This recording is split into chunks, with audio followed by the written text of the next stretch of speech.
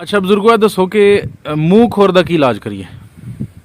ਮੂੰਹ ਖੁਰ ਮੇਰਾ ਪੁੱਤਰਾ ਬੜੀ ਮੂਜ਼ੀ ਬਿਮਾਰੀ ਹੈ। ਜੀ ਇਹਦੇ ਨਾਲੋਂ ਮੂੰਹ ਖੁਰ ਜਿਹੜਾ ਇਹ ਹੋਵੇ ਉਹ ਬਿਹਤਰ ਹੁੰਦਾ ਹੈ, ਜਿਹੜਾ ਪੈਰਾਂ ਨਾਲ ਇਹ ਹੋਵੇ ਉਹ ਖਤਰਨਾਕ ਹੁੰਦਾ ਹੈ। ਜਿਹੜਾ ਮੂੰਹ ਨਾਲ ਆਵੇ ਉਹ ਜਿਹੜਾ ਉਹ ਜਲਦੀ ਸਹੀ ਹੋ ਜਾਂਦਾ। ਜਿਹੜਾ ਪੈਰ ਨੂੰ ਸ਼ੁਰੂ ਜਿਹੜਾ ਕਰ ਪੈਰਾਂ ਤੋਂ ਸ਼ੁਰੂ ਹੁੰਦਾ ਹੈ ਉਸ ਦੇ ਵਿੱਚ 6-6 ਮਹੀਨੇ ਵੀ ਲੱਗ ਜਾਂਦੇ ਨੇ। ਉਹਨਾਂ ਦੀਆਂ ਖੁਰੀਆਂ ਉੱਚੜੀਆਂ ਸ਼ੁਰੂ ਹੋ ਜਾਂਦੀਆਂ ਨੇ। ਅੱਛਾ ਉਹਨਾਂ ਦੇ ਵਿੱਚ ਫਿਰ ਕੀੜੇ ਪੈਣੇ ਸ਼ੁਰੂ ਹੋ ਜਾਂਦੇ ਨੇ। ਜੀ। ਜਿਹੜਾ ਬੰਦਾ ਇhtiyat ਨਹੀਂ ਕਰਦਾ ਉਹਨਾਂ ਦੀਆਂ ਖੁਰਾਂ 'ਚ ਕੀੜੇ ਪੈ ਜਾਂਦੇ ਨੇ। ਜੀ ਉਹ ਡੰਗਰ ਫਿਰ ਹੌਲੀ ਵਿੱਚ ਇਸ ਤਰ੍ਹਾਂ ਵੀ ਹੁੰਦਾ ਡੰਗਰਾਂ ਦੇ ਖੁਰ ਵੀ ਖਤਮ ਹੋ ਜਾਂਦੇ ਨੇ। ਬਿਲਕੁਲ। ਜਿਹੜਾ ਬੰਦਾ ਇhtiyat ਕਰਕੇ ਇਹਨਾਂ ਨੂੰ ਰੋਜ਼ ਦਵਾਈ ਪਾਉਂਦਾ ਧਿਆਨ ਨਾਲ, ਜੀ ਚਿਚੜਾਂ ਵਾਲੀ ਦਵਾਈ ਲੈ ਲਓ, ਜੀ ਉਹ ਇਹਨਾਂ ਨੂੰ ਸਵੇਰੇ ਸ਼ਾਮੀ ਉਹ ਪਾਓ, ਕੀੜਾ ਨਾ ਬਣੇਗਾ, ਜੀ ਇੱਕ ਜ਼ਖਮ ਵੀ ਠੀਕ ਹੋ ਜਾਏਗਾ। ਠੀਕ ਹੋ ਗਿਆ। ਜੀ ਤੇ ਵੈਕਸੀਨੇਸ਼ਨ ਤੋਂ ਇਲਾਵਾ ਜੀ ਅਗਰ ਕਿਸੇ ਨੂੰ ਮੁੱਕਰ ਹੋ ਜਾਂਦਾ ਤੇ ਫਿਰ ਉਹਦਾ ਇਲਾਜ ਕਿਸ ਤਰ੍ਹਾਂ ਕਰੀਏ। ਉਸ ਦਾ ਇਲਾਜ ਪੁੱਤਰ ਇਹ ਜਿਹੜਾ ਆ ਜਿਹੜੀ ਬਿਮਾਰੀ ਹੈ ਨਾ ਆ ਛੂਤ ਦੀ ਬਿਮਾਰੀ ਅੱਛਾ ਮੁੱਕਰ ਜੀ ਆ ਇਸ ਤਰ੍ਹਾਂ ਹੀ ਹੈ ਵੀ ਇੱਕ ਬੰਦੇ ਨੂੰ ਲੱਗਿਆ ਇਹਨਾਂ ਨੂੰ ਜ਼ੁਕਾਮ ਉਹ ਅੱਗੋਂ ਘਰ ਦੇ ਸਾਰੇ ਜੀਆਂ ਲੱਗ ਜਾਏਗਾ। ਆ ਮੁੱਖਰ ਵੀ ਇਸੇ ਤਰ੍ਹਾਂ ਆ ਛੂਤ ਦੀ ਬਿਮਾਰੀ ਹੈ। ਇੱਕ ਡੰਗਰ ਬਾਹਰੋਂ ਆ ਗਿਆ ਉਸ ਵੇਲੀ ਉਸ ਜਿਸ ਜਗ੍ਹਾ ਤੋਂ ਆਇਆ ਜੋ ਆ ਗਿਆ ਤਾਂ ਉਹਨਾਂ ਸਾਰੇ ਮਾਲ ਨੂੰ ਹੋ ਜਾਏਗਾ। ਇਹਦੀ ਵੈਕਸੀਨ ਹੋ ਜਾਏ। ਅੱਛਾ ਇਸ ਸਾਲ ਤੇ ਵੈਕਸੀਨ ਵੀ ਨਹੀਂ ਕਾਮਯਾਬ ਹੋਈ। ਅੱਛਾ ਜੀ ਤੇ ਫਿਰ ਕਿਸ ਤਰ੍ਹਾਂ ਫਾਰਮਰ ਬੱਚੇ ਨੇ। ਫਾਰਮਰ ਇਸ ਤਰ੍ਹਾਂ ਹੀ ਬੱਚੇ ਨੇ ਬਸ ਆ ਇੱਕ ਵਾਰੀ ਆਉਣਾ ਜੇ ਇੱਕ ਨੂੰ ਆ ਗਿਆ ਤੇ ਆਉਣਾ ਸਾਰਿਆਂ ਨੂੰ ਹੁੰਦਾ ਹੈ। ਕਿਉਂ ਇਹਦੇ ਜਰਾਸੀਮ ਫੈਲ ਜਾਂਦੇ ਨੇ। ਠੀਕ ਹੈ। ਜਦੋਂ ਪਾਣੀ ਪੀਣ ਤਦ ਵੀ ਫੈਲ ਗਏ, ਇਕੱਠੀਆਂ ਰਲ ਕੇ ਟੁਰਨ ਤਦ ਵੀ ਫੈਲ ਗਏ। ਜੀ ਇਸ ਦਾ ਇਲਾਜ ਇਹੀ ਹੈ। ਚਲੋ ਆ ਜਾਣ ਤੇ ਅੱਲਾ ਦੀ ਜ਼ਾਤ ਅੱਗੇ ਦੁਆ ਕਰਨੀ ਚਾਹੀਦੀ ਹੈ, ਖੈਰ ਖਰਾਜ ਕਰਨੀ ਚਾਹੀਦੀ ਹੈ। ਠੀਕ ਹੈ ਜਾਂ ਸਹੀ ਹੈ। ਦੂਸਰਾ ਆ ਸਭ ਬਿਮਾਰੀਆਂ ਤੋਂ ਮੂਜ਼ੀ ਬਿਮਾਰੀ ਹੈ। ਠੀਕ ਹੈ ਯਾਨੀ ਇਹ ਜਾਨ ਨਹੀਂ ਛੱਡਦੀ। ਜਾਨ ਨਹੀਂ ਛੱਡਦੀ। ਤੇ ਗਲਗੋਟੂ ਗਲ ਘੋਟੂ ਜਿਹੜਾ ਉਹ ਅੱਗੇ ਘੋਟੂ ਹੁੰਦਾ ਸੀ ਕਈਆਂ ਕਿਸਮਾਂ ਦਾ। ਜੀ ਅੱਗੇ ਅਸੀਂ ਕਹਿੰਦੇ ਹਾਂ ਗਲ ਘੋਟੂ ਪੈ ਗਿਆ। ਡੰਗਰ ਦਾ ਇੱਥੋਂ ਪ੍ਰੈਸ਼ਰ ਕਰਦੇ ਸਨ ਤੇ ਡੰਗਰ ਠੀਕ ਹੋ ਜਾਂਦਾ ਸੀ। ਜੀ ਉਹਦੀ ਵੈਕਸੀਨ ਵੀ ਸੀ। ਜੀ ਹੁਣ ਘੋਟੂ ਹੁਣ ਕੁਝ ਚਿਰ ਤੋਂ ਆ ਗਿਆ ਘੋਟੂ ਆਂਦਰਾਂ ਦਾ ਆ ਗਿਆ ਸੀ। ਡੰਗਰ ਸੁੱਜ ਜਾਂਦਾ ਸੀ ਤੇ ਸਾਹ ਨਾ ਨਿਕਲਣਾ। ਅੱਛਾ ਉਹਦੀ ਵੈਕਸੀਨ ਆ ਗਈ। ਹੁਣ ਇੱਕ ਬਿਮਾਰੀ ਹੁਣ ਘੋਟੂ ਪਿਛਲੇ ਸਾਲ ਚ ਆਇਆ ਸੀ ਇੰਡੀਆ ਤੋਂ। ਇਹ ਬਿਮਾਰੀ ਟੁਰੀ ਸੀ। ਜੀ ਉਹ ਆਇਆ ਸੀ ਫੇਫੜਿਆਂ ਦਾ। ਡੰਗਰ ਖੈਰੀ ਮੇਰੀ ਤੁਸੀਂ ਖੋਲਿਆ ਪਾਣੀ ਪੀ ਕੇ ਪਿਛਾਂੜਦਾ ਪਿਆ ਡੰਗਰ ਥਾਂ ਜਾ ਪਿਆ। ਕਿਸੇ ਆਖਿਆ ਅਟੈਕ ਹੋ ਗਿਆ। ਅੱਛਾ ਕਿਸੇ ਕੁਝ ਆਖਿਆ। ਉਹਨਾਂ ਦੇ ਫੇਫੜੇ ਖਤਮ ਹੋ ਜਾਂਦੇ ਸਨ। ਠੀਕ ਹੈ। ਤੇ ਅੱਲਾ ਦੀ ਜ਼ਾਤ ਇਸ ਬਿਮਾਰੀਆਂ ਤੋਂ ਬਚਾਏ। ਤੇ ਇਹ ਜਿਹੜਾ ਗਲਗੋਟੂ ਤੁਸੀਂ ਦੱਸਿਆ ਕਿ ਅਗਰ ਗਲ ਦਾ ਹੋ ਜਾਂਦਾ ਹੈ ਜਾਂ ਆਂਤੜੀਆਂ ਦਾ ਹੋ ਜਾਂਦਾ ਹੈ ਜਾਂ ਫੇਫੜਿਆਂ ਦਾ ਤੇ ਉਹਦਾ ਫਿਰ ਇਲਾਜ ਕੀ ਕਰਦੇ। ਉਹਦੀ ਵੈਕਸੀਨ ਨਹੀਂ ਮੇਰਾ ਪੁੱਤਰ। ਤੇ ਅਗਰ ਹੋ ਜਾਏ ਤੇ ਫਿਰ ਜਾਨਵਰ ਨਹੀਂ ਬਚਦਾ।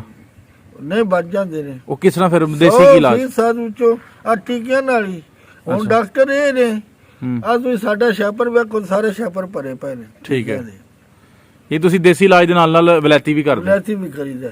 ਉਹ ਵਲੈਤੀ ਵੀ ਹੋਣੇ ਜੇ ਡਾਕਟਰ ਕਿਸੇ ਨੂੰ ਸਮਝ ਨਹੀਂ। ਸਾਡੇ ਕੋਲ ਜਦੋਂ ਆਈ ਹੈ ਨਾ ਬਿਮਾਰੀ ਹੈ ਫੇਫੜਿਆਂ ਦਾ ਘੋਟੂ ਜੀ ਉਦੋਂ ਕਮ ਸੇ ਕਮ ਸਾਡੇ ਦਿਹਾੜੀ ਦੇ 5-5 ਡੰਗਰ ਡਿੱਗਦੇ ਰਹੇ ਨੇ। ਅੱਛਾ ਤੇ ਬਚ ਜਾਂਦੇ ਰਹੇ ਨੇ ਉਂਝ। ਨਹੀਂ ਅੱਛਾ ਜਿਨ ਫੇਫੜਿਆਂ ਦਾ ਪਿਆ ਉਹ ਨਹੀਂ ਬਚਿਆ। ਉਹ ਹੱਥ ਹੀ ਹੋਇਆ। ਅੱਛਾ ਆ ਤੂੰ ਬੈਠਾ ਡੰਗਰ ਕਿੱਲੇ ਉੱਤੇ ਬੈਠੇ ਹੋ ਜਾਣਾ ਬੰਦਿਆਂ ਦਾ ਅਟੈਕ ਹੋ ਗਿਆ ਉਹ ਫਲਾਣ ਹੋ ਗਿਆ। ਉਹ ਫਿਰ ਡਾਕਟਰ ਲਿਆਂਦਾ ਲਿਆ ਖੂਨ ਚੈੱਕ ਕਰਾਇਆ ਫਿਰ ਉਹਦੀ ਵੈਕਸੀਨ ਫਿਰ ਹਰ ਚੀਜ਼ ਕਮ ਸੇ ਕਮ ਬਹੁਤ ਜ਼ਿਆਦਾ ਖਰਚਾ ਕੀਤਾ ਸੀ। ਠੀਕ ਹੈ। ਉਹਦੇ ਵਿੱਚ ਇਹ ਫਿਰ ਪਤਾ ਲੱਗਾ ਸੀ ਬਿਆ ਇੰਡੀਆ ਤੋਂ ਬਿਮਾਰੀ ਹੈ ਆ ਫੇਫੜਿਆਂ ਦਾ ਘੋਟੂ ਹੈ ਆ ਦੂਸਰੀ ਬਿਮਾਰੀ ਨਹੀਂ। ਠੀਕ ਹੋ ਗਿਆ। ਤੇ ਉਹਦਾ ਫਿਰ ਦੇਸੀ ਇਲਾਜ ਕੋਈ ਨਹੀਂ ਸਾਡੇ ਕੋਲ। ਉਹਦੇ ਕੋਲ ਇੱਕ ਸਿਰਪ ਸਾਨੂੰ ਡਾਕਟਰ ਦੱਸਿਆ ਸੀ ਪਰ ਉਹ ਵੀ ਨਾਕਾਮ ਨਹੀਂ ਸੀ। ਅੱਛਾ ਇਸ ਦਾ ਇਲਾਜ ਇਹ ਹੈ ਵੈਕਸੀਨ ਹੋਣੀ ਚਾਹੀਦੀ ਹੈ ਹਰ 6 ਮਹੀਨਿਆਂ ਬਾਅਦ। ਤੇ ਜਿਹੜਾ ਸੋਕੜਾ ਹੋ ਜਾਂਦਾ ਮਿੱਠਾ ਜ਼ਹਿਰਬਾਦ ਜਾਂ ਦੂਸਰਾ ਜਿਹੜਾ ਹੁੰਦਾ ਹੈ ਕੋੜਾ ਜ਼ਹਿਰਬਾਦ ਉਹ ਜਿਹੜਾ ਡੰਗਰ ਲਿੱਸਾ ਹੋ ਜਾਂਦਾ ਹੈ ਪੱਠੇ ਖਾਂਦਾ ਵੀ ਹੈ ਕਦੀ ਨਹੀਂ ਵੀ ਖਾਂਦਾ ਤੇ ਕਮਜ਼ੋਰ ਤੋਂ ਕਮਜ਼ੋਰ ਹੋ ਜਾਂਦਾ ਆਖਰ ਉਹਦੀ ਹਾਲਤ ਖਰਾਬ ਹੋ ਜਾਂਦੀ ਹੈ। ਉਹ ਕੀ ਚੀਜ਼ ਹੈ। ਉਹ ਮੇਰਾ ਪੁੱਤਰ ਉਹ ਇਸ ਤਰ੍ਹਾਂ ਹੁੰਦਾ ਡੰਗਰਾਂ ਦੇ ਪਹਿਲੋਂ ਤੇ ਉਹਨਾਂ ਸੀ ਸੱਦੇ ਸਾਂ ਇਨਸੇਮ ਹੋ ਗਈ ਹੈ। ਅੱਛਾ ਇਨਸੇਮ ਹੋ ਗਈ ਜੀ। ਇਹਦੇ ਅੰਦਰੋਂ ਬੜਬੁੜੀਆਂ ਨਿਕਲਦੀਆਂ ਨੇ। ਉਹਨਾਂ ਦੇ ਵਿੱਚ ਮਿਹਦਿਆਂ 'ਚ ਕੀੜੇ ਬਣ ਜਾਂਦੇ ਨੇ। ਅੱਛਾ, ਉਹ ਡੰਗਰ ਜਿਹੜਾ ਹੈ ਉਸ ਦੇ ਵਿੱਚ ਲੱਗ ਪੈਂਦਾ ਹੈ ਮਸਲੇ ਉਹਨੂੰ ਬਣਨ। ਠੀਕ ਹੈ। ਆਹ ਨੀਲ ਨੂੰ ਰੱਬਰਾ ਹੁਣ ਚੱਲ ਆ ਗਿਆ ਨੇ, ਉਹ ਦਵਾਈ ਦੇਣੀ ਚਾਹੀਦੀ ਹੈ। ਉਹਦੇ ਨਾਲ ਮਿਹਦਾ ਸਾਫ਼ ਹੋ ਜਾਂਦਾ ਜੀ। ਕੀੜੇ ਸ਼ੀੜੇ ਜਿਹੜੇ ਹੋਣ ਉਹ ਖਤਮ ਹੋ ਜਾਂਦੇ ਨੇ। ਠੀਕ ਹੈ। ਖਤਮ ਜਦ ਕੀੜੇ ਹੋ ਜਾਂਦੇ ਨੇ ਉਹ ਡੰਗਰ ਆਸਤਾ ਆਸਤਾ ਸਹੀ ਹੋ ਜਾਂਦਾ। ਠੀਕ ਹੋ ਗਿਆ। ਯਾਨੀ ਉਹ ਵਿੱਚ ਕੀੜੇ ਹੀ ਹੁੰਦੇ ਨੇ ਜਿਸਮ ਦੇ, ਕੀੜੇ ਹੀ ਹੁੰਦੇ ਨੇ। ਤੇ ਜਿਹੜੀ ਮੱਝ ਨਵੀਂ ਨਹੀਂ ਹੁੰਦੀ, ਹੀਟ 'ਚ ਨਹੀਂ ਆਉਂਦੀ, ਹੀਟ 'ਚ ਜਿਹੜੀ ਨਹੀਂ ਆਉਂਦੀ, ਉਸ ਮੱਝ ਦਾ ਮਸਲਾ ਇਹ ਹੁੰਦਾ ਉਹਦੀ ਖੁਰਾਕ ਹੀ ਨਹੀਂ ਪੂਰੀ ਹੁੰਦੀ। ਕਈ ਮੱਝੀ ਹੁੰਦੀਆਂ ਨੇ ਉਹਨਾਂ ਨੂੰ ਖੁਰਾਕ ਪੂਰੀ ਨਾ ਮਿਲੇ, ਉਹ 6-6 ਮਹੀਨੇ ਸਾਲ ਦੁੱਧ ਚੁਆਉਂਦੀਆਂ ਰਹਿੰਦੀਆਂ ਨੇ, ਨਵੀਆਂ ਨਹੀਂ ਹੁੰਦੀਆਂ। ਅਗਰ ਮੱਝ ਸੁਣਦੀ ਨਾ, ਤੁਸੀਂ ਉਹਦੀ ਖੁਰਾਕ ਠੀਕ ਕਰ ਲੈਂਦੇ ਹੋ। ਅੱਛਾ, ਉਹਦਾ ਦੁੱਧ ਵਧਾਉਂਦੇ ਹੋ, ਮਸਾਲੇ ਦਿੰਦੇ ਹੋ ਜੀ, ਉਹ ਠੀਕ 20-25 ਡੰਗਾਂ ਤੋਂ ਪਿੱਛੇ ਉਹ ਨਵੀਂ ਹੋਣ ਦੀ ਕੋਸ਼ਿਸ਼ ਕਰਨ ਲੱਗ ਪੈਂਦੀ। ਠੀਕ ਹੋ ਗਿਆ। ਤੇ ਜੇ ਮਸਾਲੇ ਕਿਹੜੇ ਕਿਹੜੇ ਕਹਿੰਦੇ ਹੋ ਪਏ? ਮਸਾਲਿਆਂ ਦੇ ਵਿੱਚ ਇਹ ਹੀ ਹੁੰਦਾ ਮੇਥਰੇ ਹੋ ਜਾਣ ਜੀ, ਕਾਲਾ ਲੂਣ ਹੋ ਜਾਏ ਜੀ, ਮੋਟੀ ਇਲਾਚੀ, ਇਸ ਤਰ੍ਹਾਂ ਦੀਆਂ ਚੀਜ਼ਾਂ ਲੈ ਕੇ ਆ ਤੁਸੀਂ ਅਲਸੀ ਹੋ ਜਾਏ, ਇਹਨਾਂ ਨੂੰ ਕਾੜ ਲਓ। ਅੱਛਾ, ਇਹਨਾਂ ਅਕਬਰ ਆ ਕਾੜ ਕੇ ਤੇ ਇਹਨਾਂ ਨੇ ਇੱਕ ਇੱਕ ਮੁੱਠ ਦਿਓ, ਕੋਈ ਪਾਣੀ ਇੱਕ ਇੱਕ ਨਾਲ ਦਿਓ, ਉਹਦੇ 'ਚ ਬਾਦਸ਼ਾਹ ਨਹੀਂ ਰਹਿੰਦਾ। ਅਗਰ ਕੱਚੇ ਤੁਮੇ ਲੱਭ ਜਾਣ, ਕੱਚਾ ਤੁਮੇ ਉਹ ਨੇ ਜਿਹੜੇ ਤੁਸੀਂ ਲੈ ਕੇ ਇੱਕ ਡਰਮ ਉਹਦੇ ਵਿੱਚ ਰੱਖ ਸੱਟ ਦੇ ਦਿਓ। ਠੀਕ ਹੈ। ਉਹਦੇ 'ਚ ਗੱਡੇ, ਕਾਲਾ ਲੂਣ, ਹਰ ਚੀਜ਼ ਉਹਦੇ ਵਿੱਚ ਪਾ ਦਿਓ। ਮੇਰਾ ਇੱਕ ਦੋਸਤ ਹੈ, ਉਹ ਫੌਤ ਹੋ ਗਿਆ ਦੁਨੀਆ ਪਰ। ਅੱਛਾ, ਮਿੱਠੂ ਬੜੈਚ ਸੀ, ਬਹੁਤ ਜ਼ਿਆਦਾ ਮਾਲਦਾਰ ਸੀ। ਠੀਕ ਹੈ। ਕਮ ਸੇ ਕਮ ਉਹਦੇ ਕੋਲ 200-250 ਗਾਂ, 200 ਮੱਝ ਜੀ। ਤੇ ਉਸ ਕੋਲ ਉਸ ਦਾ ਨੁਕਸਾ ਹੀ ਇਹ ਸੀ, ਕੱਚਿਆਂ ਤੁਮੇ ਨਾ ਉਹ ਲੱਭ ਵੀ ਆਮ ਜਾਂਦੇ ਨੇ। ਤੇ ਉਹ ਕੱਚੇ ਤੁਮੇ ਡਰਮ ਪਾ ਛੱਡਦਾ ਸੀ, ਬਈ ਲੱਸੀ ਪਾ ਛੜੀ, ਡਰਮ ਭਰ ਛੜਿਆ। ਅੱਛਾ, ਉੱਥੋਂ ਕੱਢੀ ਬਾਲਟੀ ਡੇਢ, ਉਹ ਡੰਗਰਾਂ ਸਾਰਿਆਂ ਨਾਲ ਆਖਿਆ ਦਿਓ ਇੱਕ ਇੱਕ ਦੋ ਇੱਕ ਨਾਲ ਦੇ ਛੜੋ। ਚੌਥੇ ਹਫ਼ਤੇ ਬਾਅਦ 10 ਦਿਨਾਂ ਬਾਅਦ ਅਬਲ 15 ਡੰਗਾਂ ਬਾਅਦ ਵੀ ਉਹ ਜਿਪਦਾ ਰਹੇ ਤੇ ਡੰਗਰ ਨੂੰ ਮਸਲਾ ਨਹੀਂ ਬਣਦਾ। 4 ਵੀ ਠੀਕ ਕਰਦੇ ਨੇ, ਬਾਅਦ ਵੀ ਨਹੀਂ ਹੁੰਦਾ। ਸਹੀ ਹੈ। ਯਾਨੀ ਇਹ ਜ਼ਹਿਰਬਾਦ ਦਾ ਤੁਸੀਂ ਪੱਕਾ ਲਾਜਦਾ ਛੜਿਆ।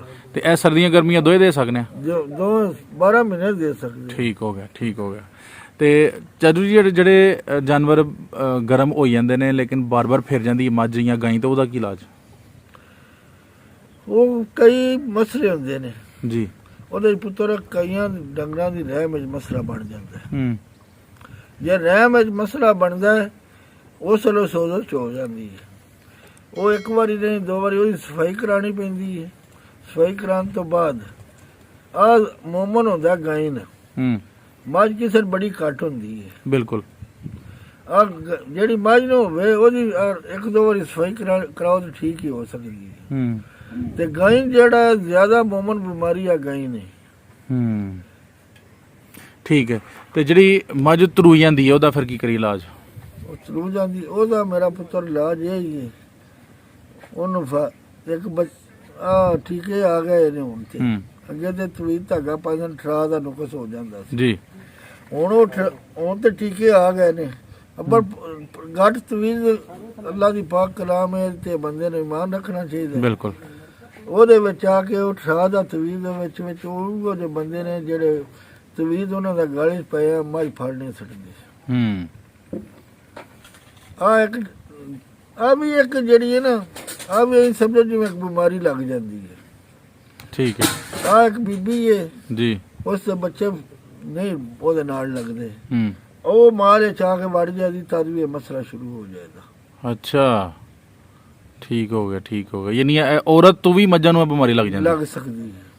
ਠੀਕ ਠੀਕ ਠੀਕ ਠੀਕ। ਯਾਨੀ ਬੜੀ ਇਖਤਿਆਤ ਕਰਨੀ ਪੈਣੀ ਇਹਦੇ ਵਿੱਚ ਆ ਕੇ। ਹਰ ਜਿਹੜਾ ਮਾਲਦਾਰ ਜਿਹੜਾ ਨਾ, ਔਰਤ ਨੂੰ ਮਾਲ ਦੀ ਹਵੇਲੀ 'ਚ ਨਹੀਂ ਵੜਨ ਦਿੰਦਾ।